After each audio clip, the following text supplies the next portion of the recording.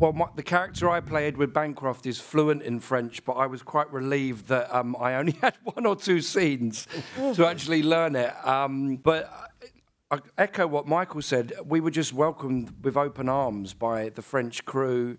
And I have to say, it's an absolute privilege to sit here with these French actors who, for my money, have delivered such three-dimensional, astounding performances.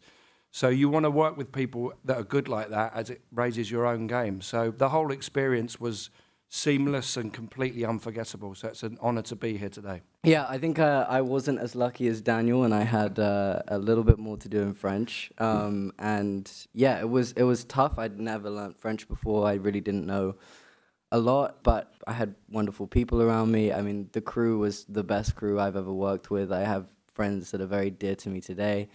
And I just kind of surrounded myself with, you know, I jumped into it with both feet. And I think like one of the first things we shot was like a scene from a later episode, which is when I have to be fluent in French. And it was just, you know, it's such a different thing acting in French. And it was very interesting because obviously I'm not fluent in French, but I'd learn sort of my lines, but I'd also learn what the other lines meant and like, you know, breaking them down just so that you're aware of what they're saying. And the whole like rhythm of it is very different. And it's almost like it feels much more like singing in a way. And I really enjoyed that. It felt much more expressive than when you're acting in English. And I loved like acting in French. It was great. And I do speak French poorly, but I speak French.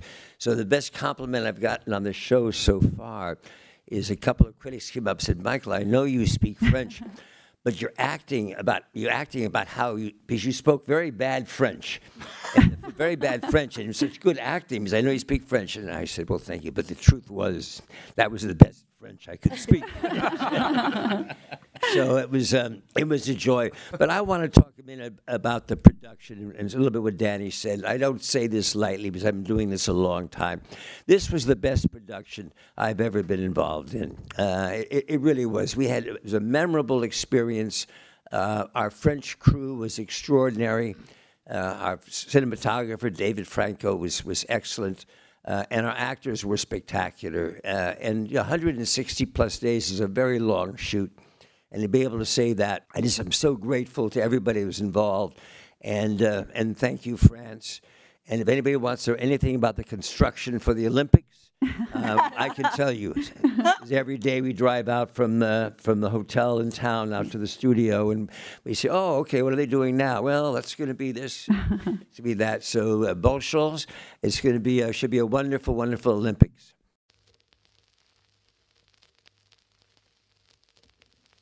I feel like, for me at least, you know, everyone sort of knows about who Benjamin Franklin is. I mean, we've all seen $100 Bill.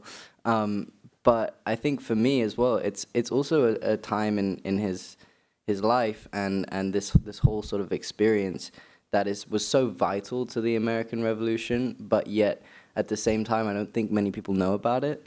So, you know, it's not, at the end of the day, like a big story about Franklin's whole life. It's a specific point in his life that I think it's more, you know, it's bigger than him, and it's to do with France and America and their sort of everything that happened there. And I think it's just such a interesting part that no one's sort of heard of before. And I feel like that, for me, is why it sort of needed to be told. Noah said it very well. I think we all have an idea of what Franklin accomplished in his life, between being a publisher, a printer. He started the University of Pennsylvania. He started our postal system. He started the libraries. We know him as an inventor. But at 70, you know, at 70, so I'm trying to imagine, he now comes to France. 70 in the 18th century, the average age that one lived is 45. So that's making our two presidential candidates young kids. When you think about what this guy accomplished when he was 70, leaving for the next 8 years to France. And I don't think people know, as Noah said, that story about how important a role France played in the survival of our country. And so we're proud to be able to remind people of that role.